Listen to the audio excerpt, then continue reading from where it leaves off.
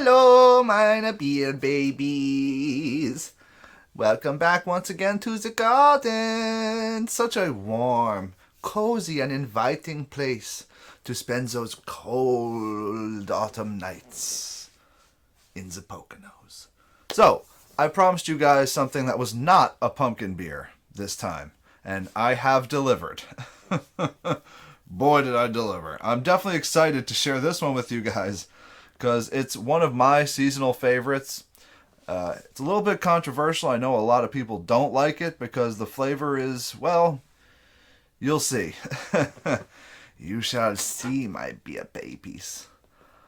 So, let's crack at it, shall we? Now, this is a pretzel beer through and through. This is not anything other than a pretzel beer. And for that, I adore it. Less gas escaping than from the last one that I cracked. Woo, yeah, there's that smell. It's woo. It's got a real hefty buttered bread sort of smell to it. Very, very, very heavy, very malty aroma. That is not going to please everyone. Ooh, but look at that. That lovely pour.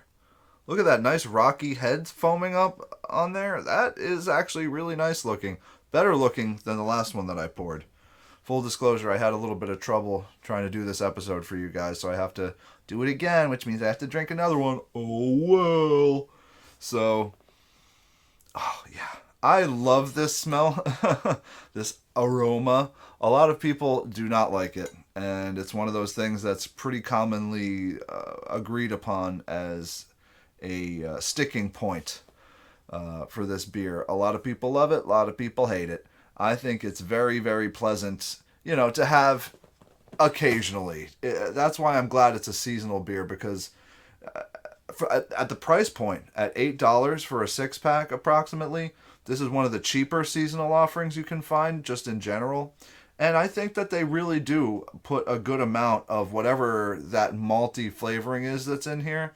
And it just has a little bit more character to it than, say, whatever your generic fall lager would be. Just like one of 1,000 Oktoberfests, for example. This has something special going on. Let's give it a go.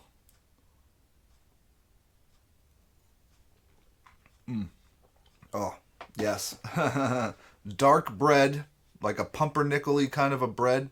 Hefty, buttery mouthfeel. And I did have one of these earlier, and I noticed this after a while, and now I'm noticing it more, is a salt character, like on the back end especially. And you can kind of feel it on your tongue almost, like little bits of salt after you bite into a pretzel. It's a great flavor profile that this thing has, in my opinion. A lot of people would disagree. No shade, no hate.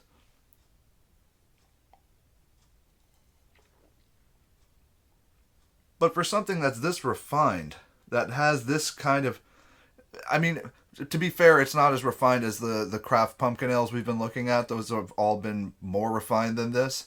But this has a decent amount of refinement. You can taste that there's nothing off about this, and I've had 2 of them now, so if there was something off, I would have tasted the difference between the 2. They taste exactly the same, very consistent. This one looks a little better, I would say, in the glass. Like there's a little bit more lacing and head retention, but not much. So and that dark amber color, that copper color, to me is really, really that's splendid. That is what you want a beer to look like this time of year.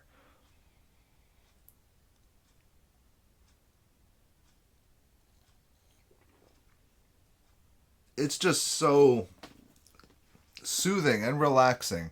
Like reading a newspaper or watching your favorite daytime TV. It's so nostalgic and pleasant. It's just really, it gives me all of the feels. And it really does taste a lot like a pretzel, which I've had a few of these craft attempts at a pretzel beer. Like I'm pretty sure Southern Tier makes one. And they're more expensive. And to me, they just don't taste any more like a pretzel than this does. So what's the point, right? I mean, if what you want is a pretzel in a glass, this is about as close as you're going to come. And so it all depends. Like, is what you want something that's a bit ruddy in color and bready in flavor and very malty and sort of satisfying in a dessert like way?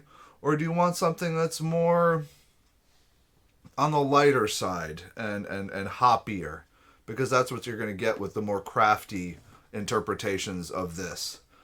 But you know what? I'll stick with this. You know, maybe I'm basic. Call me basic. It's okay, be a babies. I will not take offense. Because basic is cheap. So I save monies.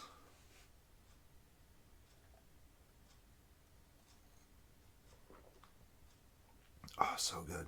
Yeah, and when you have to do 12 reviews in 12 days, saving a little bit of money, not a bad thing. So on that note, I believe we're going to call it on the Anheuser-Busch Shock Top, whatever, Twisted Pretzel beer that I adore so much. And I love you, my beer babies. Like and subscribe.